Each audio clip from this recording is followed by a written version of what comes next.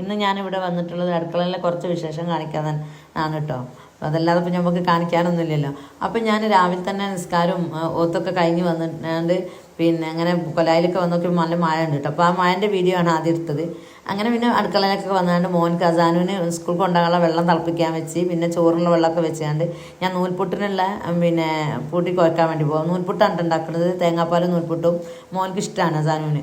അപ്പോൾ അതുണ്ടാക്കാമെന്ന് വിചാരിച്ചാൽ ആ പൊൻകതിറിൻ്റെ പൊടിയാണ് കേട്ടോ ഞാൻ വാങ്ങിയത്. ഇതിൻ്റെ അടുത്തുള്ള പൊടിയൊക്കെ തീർന്നത്. ഇപ്പോൾ മഴയില്ല, അതുകൊണ്ട് ഉണക്കി പൊടിപ്പിക്കാമെന്ന് കഴിയില്ല. അപ്പോൾ ഞാൻ പൊടി വാങ്ങിക്കാണ് 2 ഇങ്ങനെ വാങ്ങണത്. അപ്പം പിന്നെ റോസ്റ്റഡ് പൊടി എന്ന് പറഞ്ഞുകൊണ്ട് തന്നെ നല്ല റോസ്റ്റ് ചെയ്ത പൊടി എന്ന് കാണിക്കുന്നുണ്ട്. അതുകൊണ്ട് നൂൽപുട്ട് നല്ല ഇതുണ്ട് കേട്ടോ, കുഴപ്പമില്ല, നല്ല നന്നായിട്ടൊക്കെ ഉണ്ട് അങ്ങനെ. അപ്പോൾ അതിനുള്ള പൊടിയൊക്കെ ആക്കി വെച്ചാണ്. അപ്പം വെള്ളം തളിച്ചപ്പോൾ ഞാൻ ചോറുള്ള അരിയിടാണ്. അപ്പം ഞാൻ റേഷൻ കടയിലെ അരിയാണ് ഇട്ടിട്ടത്. അപ്പോൾ ഞാൻ ഈ വോയിസ് കൊടുക്കുന്നത് എൻ്റെ വീട്ടിൽ നിന്നാണ്.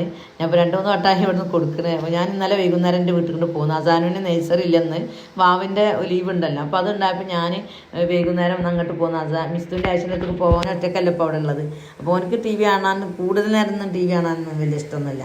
അപ്പോൾ മിസ്തുവിൻ്റെ ആഴ്ചൻ്റെ അടുത്ത് നിൽക്കാൻ ഭയങ്കര ഇഷ്ടം. അപ്പം ആ ദിവസം പോയി നിൽക്കാമെന്ന് വിചാരിച്ചാൽ ഞാൻ ഓനായിട്ട് ഇങ്ങോട്ട് പോകുന്നതാണ്. അപ്പോൾ ഞാൻ അന്ന് ഇവിടെ വന്ന് പിറ്റേ ദിവസം രാവിലെ സുബിസ്കാരം കഴിഞ്ഞ് ഇരിക്കുമ്പോൾ ഞാൻ ഈ വോയിസ് കൊടുക്കുന്നത്. നിസ്കാരം ഓത്തൊക്കെ കഴിഞ്ഞാണ്ട് എല്ലാവരും കുട്ടികളൊക്കെ നീക്കുന്നതിന് മുന്നേ ഈ വോയിസ് കൊടുക്കൽ കഴിക്കാൻ. അപ്പോൾ എനിക്ക് എൻ്റെ വീട്ടിൽ നിന്ന് കൊടുക്കുമ്പോഴാണ് ഒരു കംഫർട്ടാണ്. ഇവിടെ നിന്നൊക്കെ ഒരു ഡിസ്കംഫർട്ടബിളാണ്.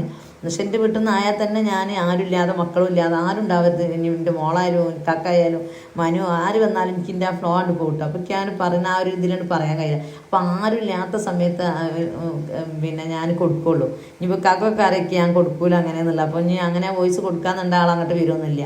പിന്നെ അതങ്ങോട്ട് വിടും, ശ്രദ്ധ വിടും.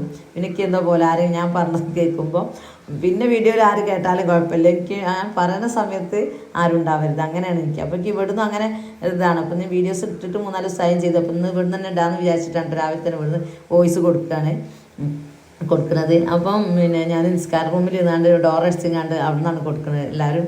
അപ്പം അമ്മ പ്രശ്നമില്ലല്ലോ, മക്കളൊന്നും നീട്ടിട്ടില്ല, ആരുമില്ല, അമ്മ ഓതുകയാണ്.